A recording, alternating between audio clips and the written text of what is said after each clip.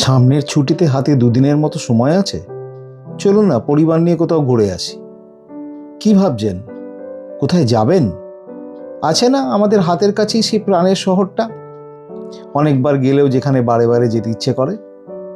তাই সারাদিন অফিস সামলে আর দেরি না করে রাতের ট্রেনে উঠে বসুন, একটু গল্প গুজব সেরেই শুয়ে পড়ি।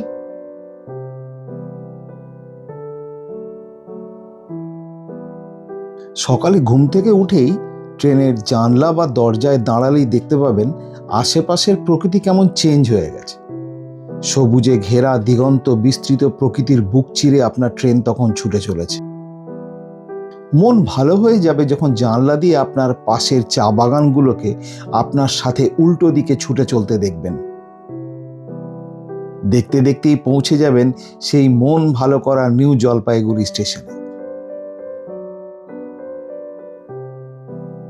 স্টেশনের বাইরে গিয়ে দাঁড়ালেই বুঝতে পারবেন আপনার প্রাণের শহর দার্জিলিং আপনার জন্য এক ঝলক ঠান্ডা বাতাস পাঠিয়ে আপনাকে অভ্যর্থনা জানাচ্ছে। আর দেরি না করে এবার একটা গাড়ি শেয়ারে বা বুক করে দিয়ে চলুন, এগিয়ে যাই পাহাড়ের পাকদণ্ডী পথ ধরে।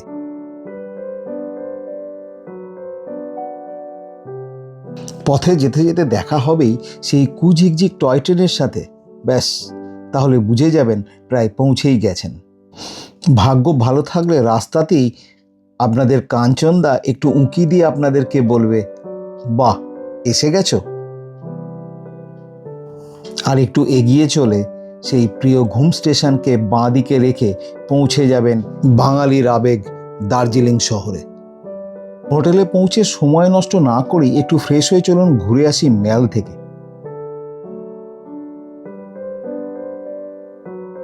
সন্ধে নামলে অবশ্য কিন্তু একবার ঘুরে আসবেন গ্লেনারিস। আর হ্যাঁ, এখানে এলে কিন্তু গ্লেনারিসকে পিছনে রেখে ছবি তুলতে ভুলবেন না, তা না হলে দার্জিলিং ভ্রমণের একটা বড় অংশই অসম্পূর্ণ থেকে যাবে।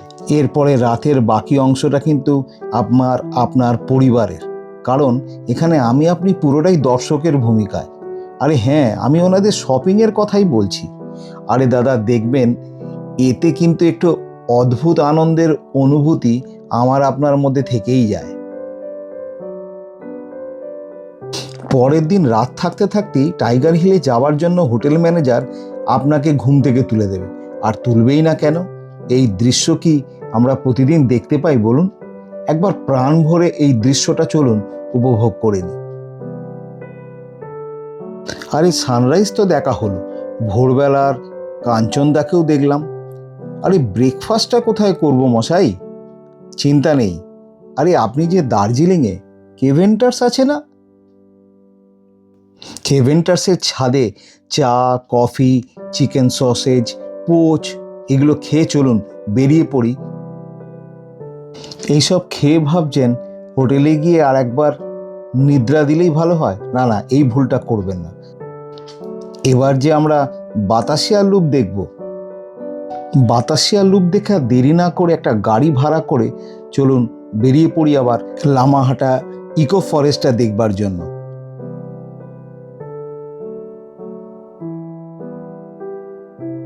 লামাহাটা দেখা হয়ে গেলে চলুন এগিয়ে যাই তিনচুলে, তাকদা এই দুটো জায়গা দেখবার জন্য। সবশেষে মন ভালো করা কিছু ছবি ভিডিও তুলে ফিরে আসি আবার আমরা আমাদের নিজেদের আস্তানায়। কাল যে আমাদের ফেরার ট্রেন। উপস্থাপনাটা ভালো লাগলে নিজের পরিবারের সদস্য মনে করে গাঙ্গুলি পরিবার ইউটিউব চ্যানেলটা সাবস্ক্রাইব করে রাখার জন্য অনুরোধ রাখলাম।